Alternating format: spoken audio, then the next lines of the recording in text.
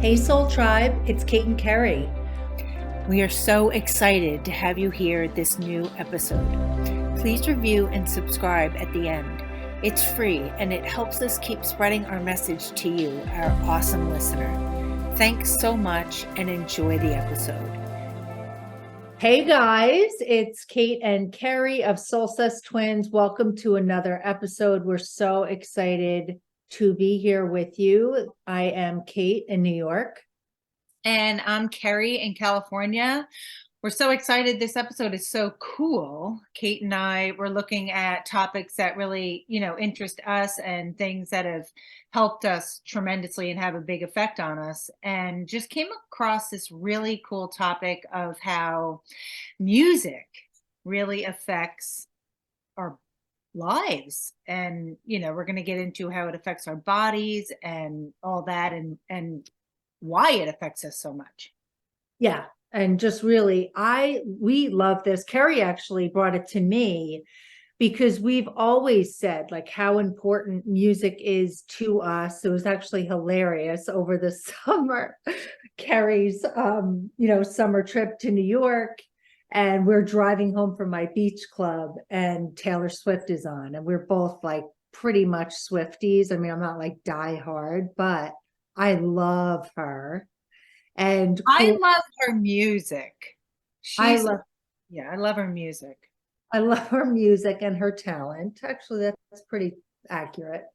And Cruel Summer came on. No, it was not Cruel Summer. It's the one about addiction. This is me trying.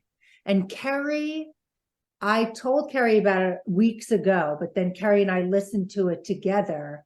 And I basically was like, and her too, like, bear with me, like, I'm going to cry. It evokes so much emotion in me. And that's like her super talent because she's not an addict. She just thought about the addict. And then Kerry and I were listening to it, and Kerry just said, like, I feel music on a whole other level than everyone else. I said, I think I am like a secret musician. Like I have music. It like ignites me. I don't think it's normal. I don't think it does this to everybody else. Like I definitely have something going on here. Which is hilarious because I And mean, then we came across someone, this episode, which is, we were listening to Dr. Huberman, again, the Huberman Lab. Shout out to Dr. Hubes. And he does this whole episode on music. And I just was like, okay, joke's on me. It really affects all of us tremendously. But I still think it affects me a little more.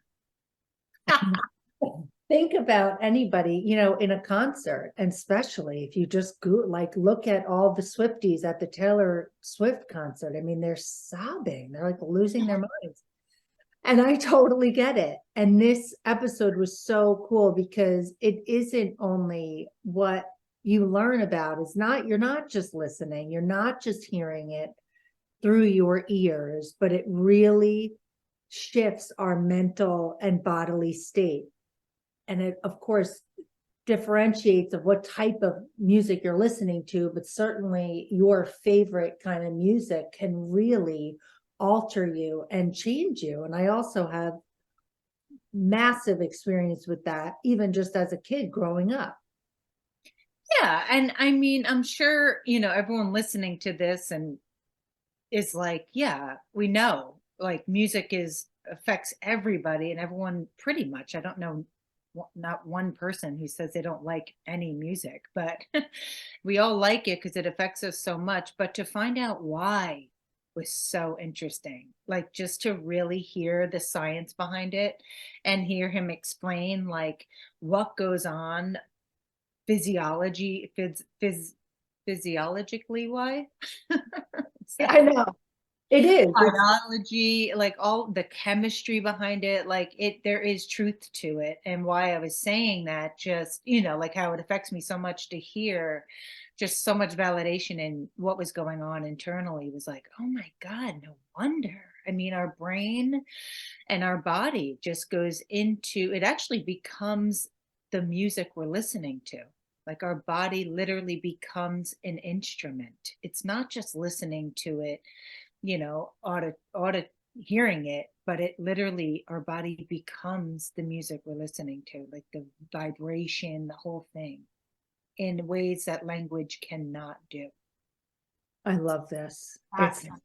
so fascinating. So yes, again, like we hear music through our ears, but the neurons in our body and brain can become activated to match the frequency of the sounds that we're hearing, so that your actual body is playing the music from within us. I So it's mean, not just listening to it. I thought, so for example, if the music is evoking lightness and joy, our bodies will then fire off neurons and hormones within our bodies to match and play that lightness and joy. yeah, it's fascinating. And, just all the chemicals, it really does ignite all the hormones like oxytocin and dopamine, all that stuff gets released. And, it's like, yeah, music, again, it's like obvious on one level, but just to hear like, whoa, like just all of the things going on. And especially it's way deeper than I ever thought. Like, I'm like, yeah, I love music. I love listening to it. Because I feel so good, or it makes me feel ways that, I just don't without it. Um, but to hear all the reasons why is just so cool. And, doing those studies on babies, just how it's like, it's not taught. It like literally is innate. It's an Yes. innate experience. Like it's biological. And just how on every level, our, molecular level, everything's touched and affected. And how with babies, they would play certain music. And this was interesting too, how certain music would have different body parts move or not. So one song could have your head nodding, and another type of music would have get your arms and legs going, and another is more like torso.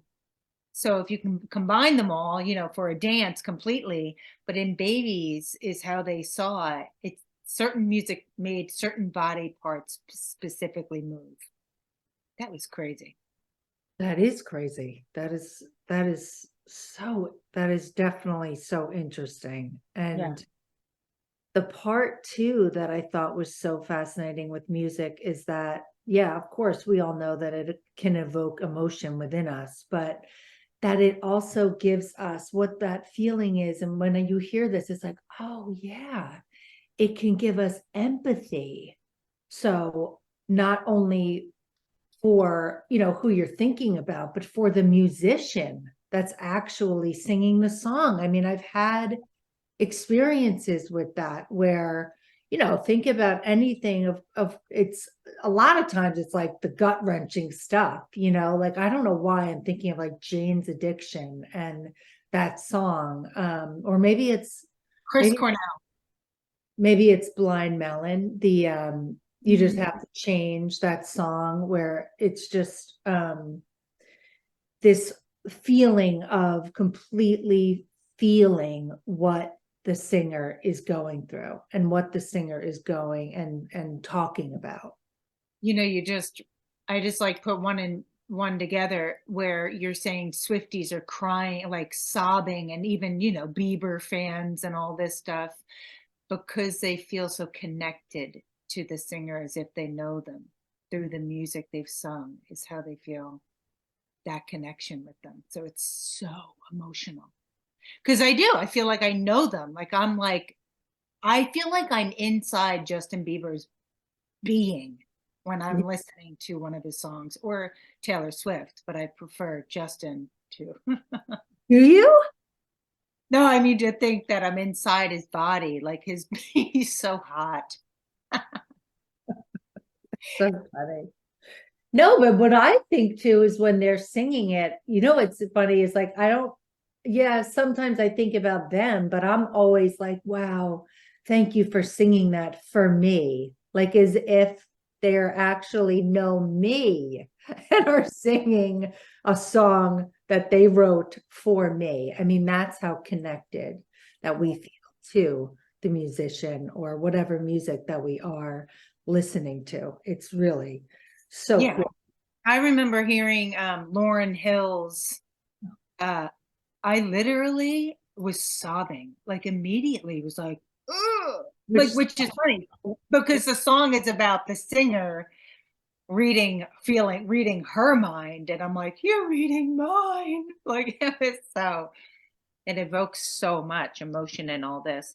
And just on a totally different level. Because it activates the motor and neuro circuits throughout our brain. Neurotransmitters, igniting dopamine and heightening the frontal cortex. Yeah. And too, like, think about with when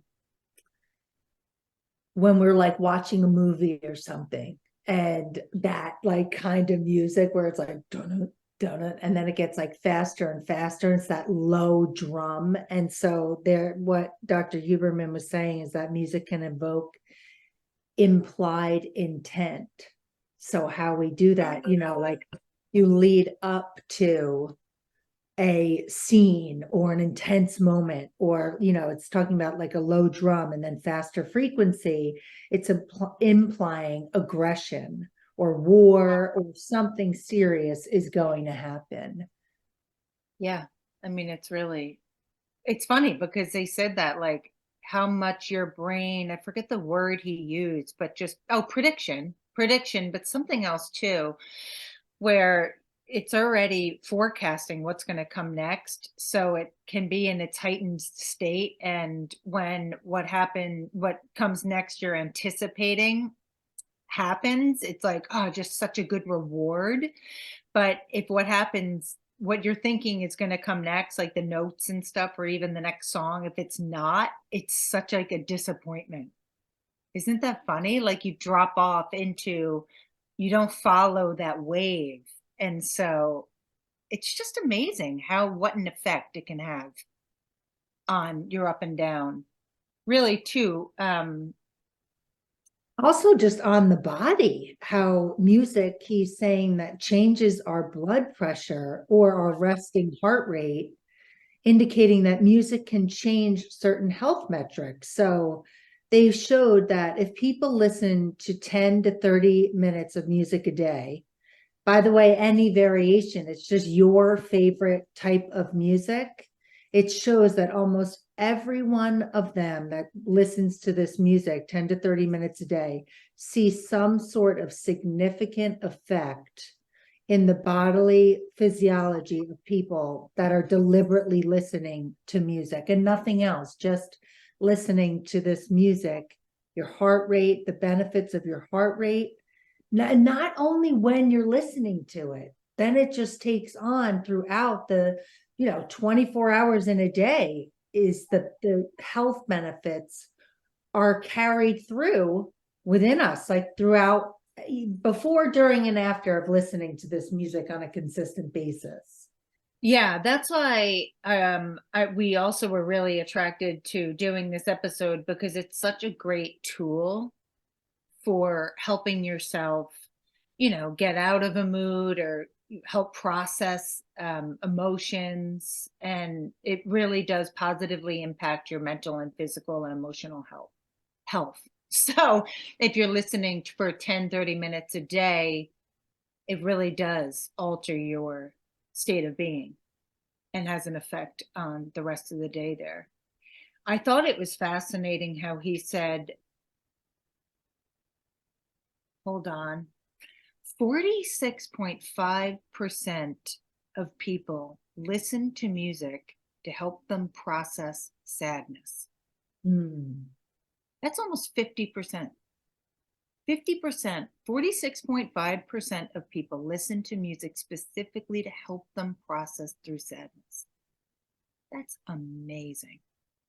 such experience with that. Just think about your own life, like growing up, even just like as a little child, feeling sad and putting on music to, yeah, help you cope and get through it. And especially, what about lonely times when you feel really alone? Nobody's there for you, or so you think.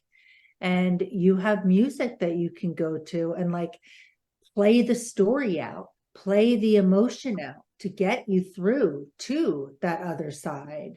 Yeah, well, it's funny because it's playing through your physiology. So it's helping your emotions run through and process. That's unbelievable. I mean, I remember, when we were young, and I mean, even into my 20s, right?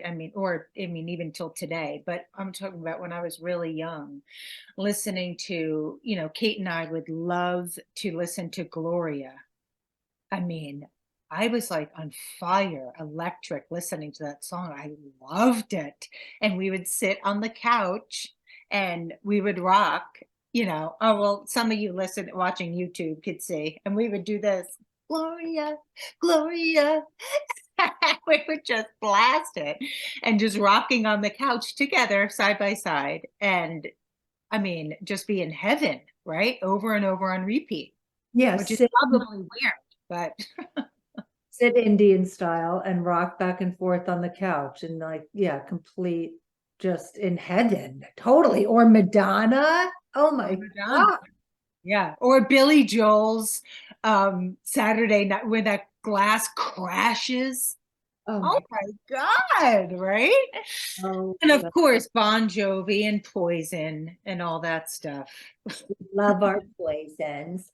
But I remember too going to sleep with air supply, like literally. Then I was like, why am I doing this? I'm like crying myself to sleep at night. And you were like, are you crying? I'm like, no.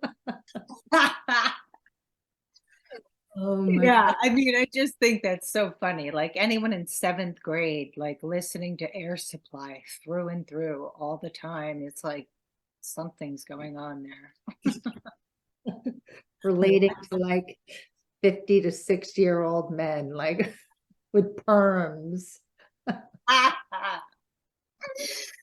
So So it's really wild. And, again, it's like it seems like it's no surprise, but to really read the facts on it, it's just like, oh my God, that's so amazing. And, of course, every breakup we all mhm, go through, right? We all have our songs that just like literally helped us through. And heard so many people say that to artists, like, "Wow, you've saved my life." mhm. I've heard people say that, like, "I didn't go through with it because of your songs. They got me through and helped me stay the course and stay alive." So it really is no joke how much it really is a tool for us to use for our mental, emotional, and physical well-being. And, when you feel like nobody else is there for you, that it's something to turn to that is really, truly helpful. Also found it so fascinating. I don't know if you heard this part at the end where he said 65% experience a reduction in anxiety within 3 minutes of listening to this particular song, Weightless by Marconi Union, which I thought was interesting. But he said anything on that sort of same tempo within 3 minutes reduces anxiety, serious anxiety. Just, Wow. is that wild?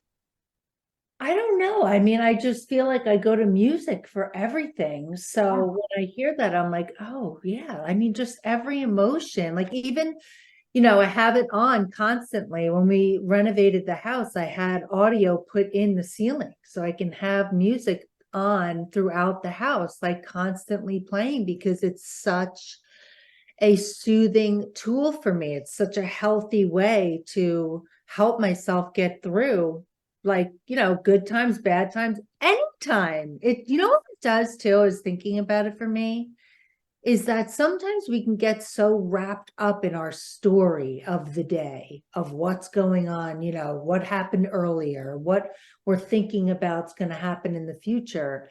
And when I stop and I'm like, no, and put music on, it brings me to the present moment. It allows me to enjoy what's right in front of me and stop worrying about tomorrow and stop maybe regretting yesterday. I'm here now with it. I'm enjoying this moment with my favorite song, with my favorite playlist, whatever it is. It really helps me. Yeah. I mean, it's so true. It just has me, just listening and knowing now more of the science and like, just the truth that music truly is amazing. Just driving home from the chiropractor right now, I was going to listen to, some talk show. And then I thought, no, I want to put on music because I know now like the serious effects it's going to have on my brain that just makes me feel lighter. Right. And makes me just feel like, all right, like just hearing how important it is. And the effect it has on our whole entire systems, our nervous systems are completely affected. Parasympathetic, the other one, really are affected. So that's why, like Kate and I are saying, like we knew it, but to really now know it, it's like, oh my God, that's so cool. So to really relay to you guys, if you're feeling down, put on a song, help yourself, jiggle out of it with some music and dancing, right? Even if it can get your body going or, just even something simpler, just to it's the quickest way to really jar yourself out of a difficult situation or help you through it feeling understood and, listen to yourself by listening to somebody else. Yeah. And what was so cool too is that even if you're not dancing or moving or swaying in the tiniest bit, music is still pulsing through to the like subconscious level of helping us go through whatever we're going through. I mean, that's like, it's just so cool. It's like, that's, when they say like nature's candy, this is nature's approach to helping you like with mental health. Like it's a Yeah. real significant tool. Yeah, it's so true. And just what parts of our brain that it ignites as well, which is the emotional center, is the amygdala Mhm. and the hippocampus. So, Kate and I are not doctors or scientists. We just love all this stuff. And to look into, I mean, the amygdala, the emotional center, and the hippocampus are unbelievable. And that's really where all of our memory is stored. So isn't it wild?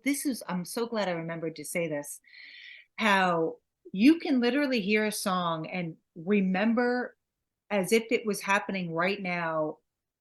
So I'm 47. I could hear a song, an Air Supply song, and remember as if I was 8 years old listening to the song like it was happening right now.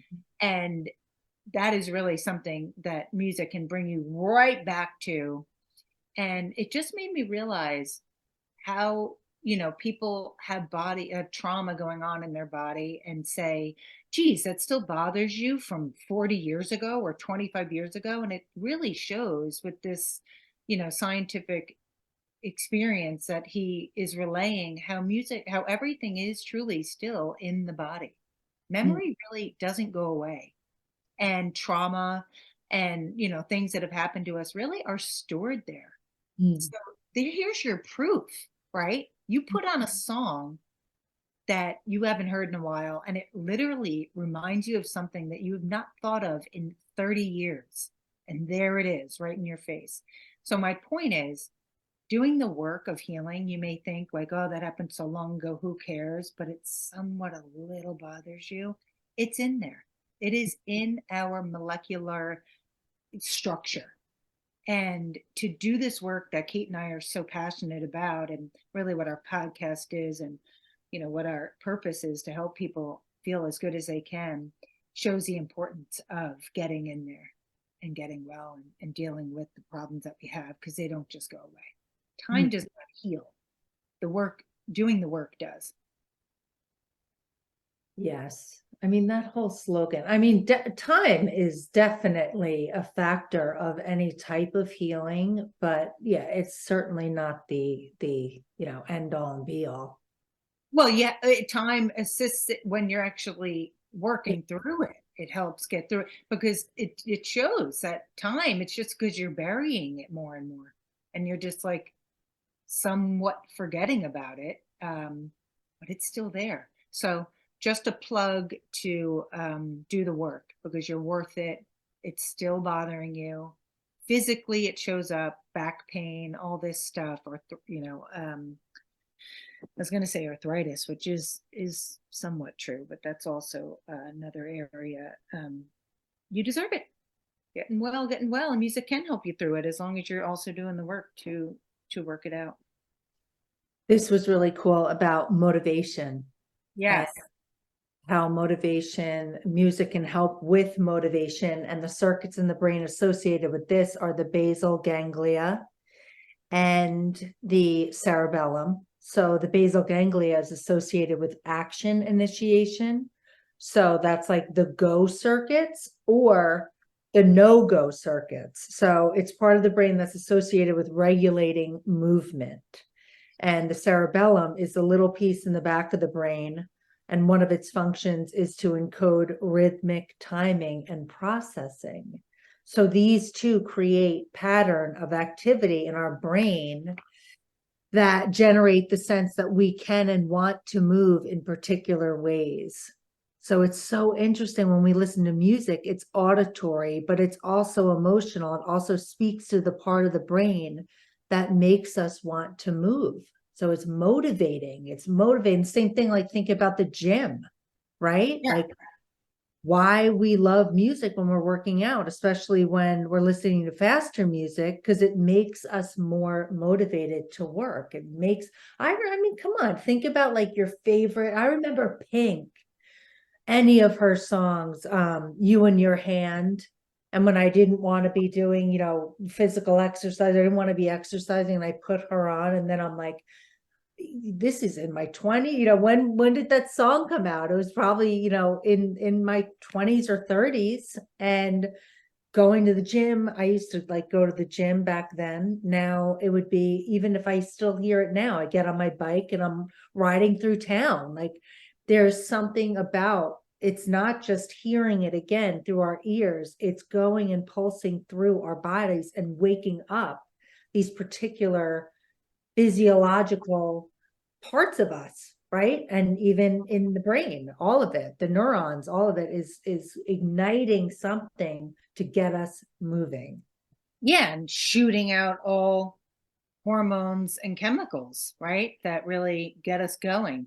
As that saying is, get our juices flowing.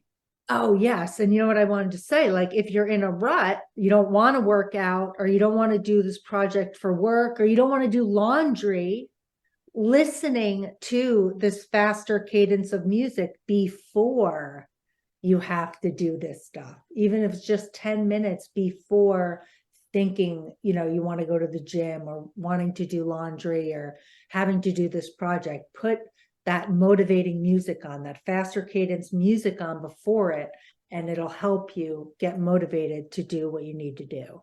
Yeah, exactly. So yeah, it is, as we all know, like putting on Eye of the Tiger for going to work out, right? And I mean, everyone has their workout music, right? I mean, I'm sure you have a playlist that you're like, oh, this is my workout playlist. What is it? It's not Air Supply. I It's already see that. It's what? poisons.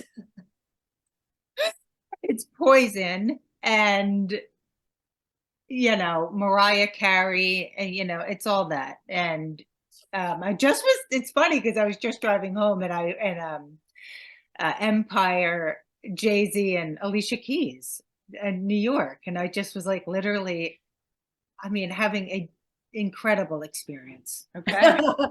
It's crazy. Mom used to love that song. Oh my God. She used to sing that all the time. I can't believe you just said that. So then after that, what came on was Red Red Wine. Remember, she loved that song. I loved it. That just came out. So I was thinking of mom and you just, that's so funny. And I just got my rental car because my car got smashed to bits. Oh my God. Sorry, the garbage truck was coming, and the car is mom's old GMC. Oh my gosh. I was just thinking of her. That's so weird you just said that. Um, so yeah, so it's super motivating for working out. We all know that. And I also thought or found it super interesting with working. So, like you were mentioning, doing a project and stuff, and the science behind listening to music while you work is that it's not helpful if it's music that you love and that you really know, which obviously makes sense, right? You're trying to work and concentrate on, material in front of you. And if you're listening to a song that you love, your brain is going with lyrics, right? And you're in like some other memory. I mean, you're not there, right? So that's not good. But I actually liked listening to music when I'm working, but I can't do it to music I love. But I can do it to just like very low, um, you know, not super high cadence, but just some music in the background. And he said that that's good for you. That can be all right, but the best music to do if you need music is white noise or just instrumental. And if the best is to not do any at all, actually. But if you need it, the best thing to do is listen 10 or 15 minutes before you're about to start a project. It gets you in the mood, it gets your brain, the juices flowing, like I said, turn it off and then get into the project. Then take a break. In between your breaks of working, put on some music, but try not to listen to it while doing it. And if you do need it, it's white noise, brown noise. Right.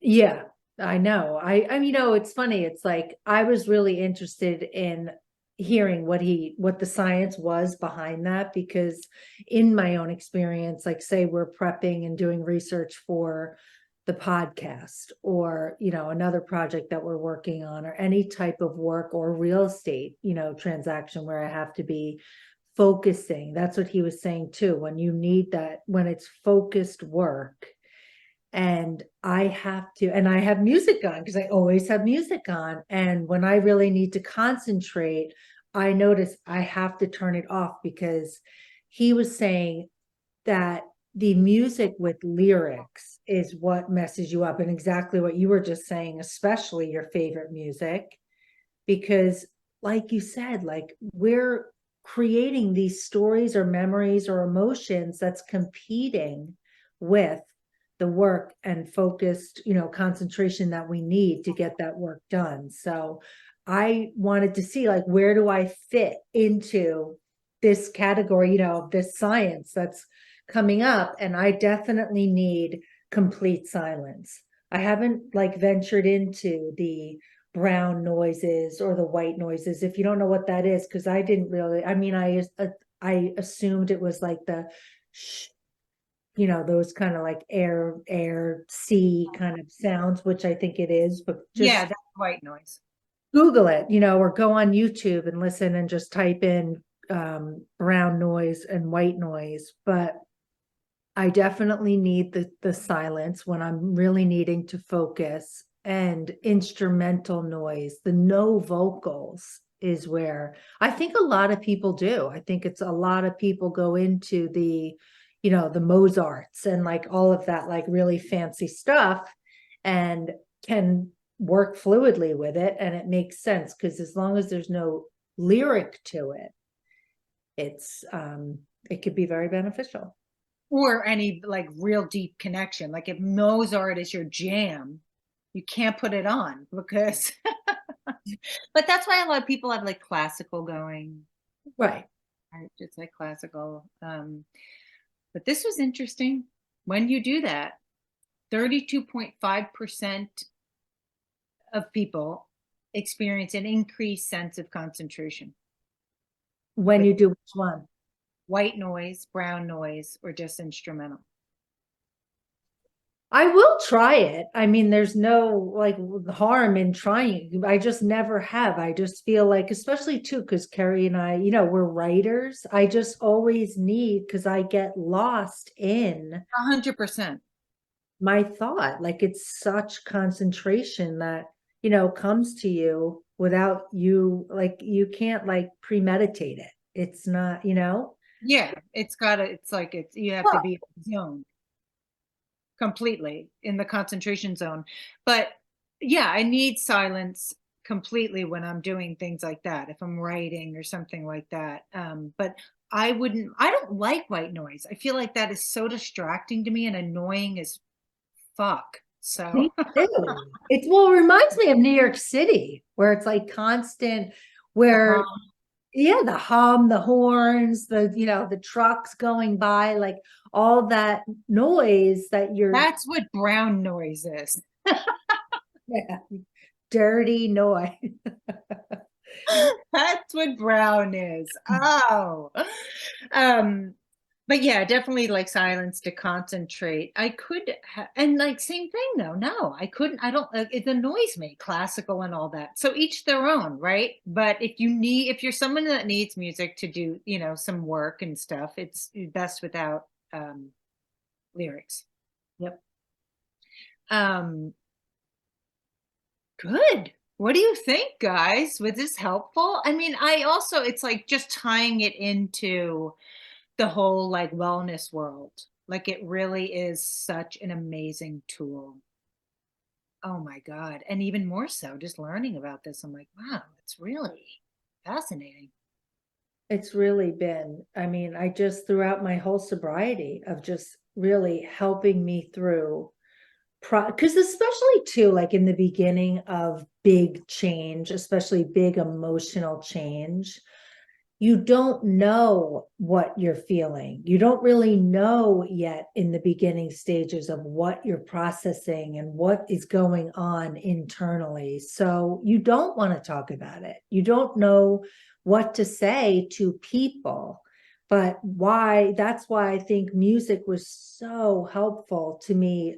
Oh, when like, the torture stage where you're like, it's so amazing and so incredible. What a gift to be getting sober, but you are thawing out. And these are the emotions that, you haven't dealt with in a while. And music can really help you through. And it's a form of communication with yourself for yourself to get through and process what is happening, what is going on internally. Yeah, and also too, it's like it's a lot to put on somebody else. Like there's like there's sometimes they're going through like super intense stuff like a breakup and you can't articulate it, exactly. And that's what he was saying too, that music helps get to parts of us that we don't have words for. Hmm. That just almost made me cry. I mean, I remember too when I left you and was here and that song that came out, um oh my God, what was it? I know you know it. Oh man, I wish I could remember it. Like I know you're away, something like that. Like it's a guy's song. Oh, if I could remember it I would, but that would just have me, I could barely listen to it because I knew it was more like you, it was comforting to you and it was like something that I was feeling guilty for, but it was Right. so helpful. I mean, it was just like, oh, because I couldn't talk about it with everybody out here. They didn't really like any family connection. So again, anything we're going through that's more, personal and private and stuff, we feel at the moment we can't talk to people about, music's there. Or, you've said it like already 5 or 10 times to your best friend or your group, your friend group or your mom or whoever. And they've had enough. Like how many, you know what I mean? You start to feel like, an idiot, or like, God, yes, I know I'm talking about this again, but that's the human element to it, is that, no, I'm not over it. I wish I was over it. I'm not. And music can be such a source of comfort and an avenue to go to when you still need to process what you're processing. Yeah. So if this was affirming, I mean, it certainly was for me. It's just absolutely confirmation and affirming just how music is so awesome. And I was so envious of people that are actually musicians. I'm like, oh my God, they just have all this stuff coursing through them all the time as their job. So I don't know, maybe I will pick up singing. I've loved it my whole life. Well, mine isn't exactly the singing part. I am like, I could be a songwriter. When I say Oh, songwriters, of course, like another, dream that got tossed out into the wind. At least there was a definite thought. And I was like, of course, I'm like, you can't, to myself, you can't be that. What are you talking about? But I have, like, there was a documentary. Again, this is 47-year-old brain. I don't know what to tell you. I don't remember what the documentary was, but it's about a group of songwriters and just hearing, them getting together and like writing a song. And I was just like, wow, that is like, what a freaking fun life. oh my God. Just like, God, why do some people get to have such incredible lives? And then there's us. Oh, I don't know. We're doing God's work, people. We're doing God's work. You better appreciate. And so we're musicians, obviously. I mean, Yeah. right?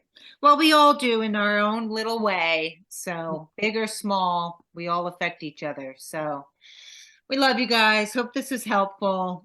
And yeah, just a fun upbeat to share with y'all. Hope you loved it. Tune in next week. We got some juicy morsels coming your way. I just felt like being a little bit of a loser. Okay, we will talk with you next week, guys. Love you. Reach out on Instagram anytime, always. Later, Tata. Stay tuned, guys. We are thrilled to be here with each other, and feel so privileged to try and carry a message of hope and positive change to one other person out there. So please subscribe and review and share our podcast to reach that person. And follow us on Instagram and Facebook at Soulsessed Twins and get daily inspo and connect with us. Let's build this community together. 100%. So come back next week and we'll see you then. Get soul-sessed with us, Soul Tribe. That's it. Bye, guys.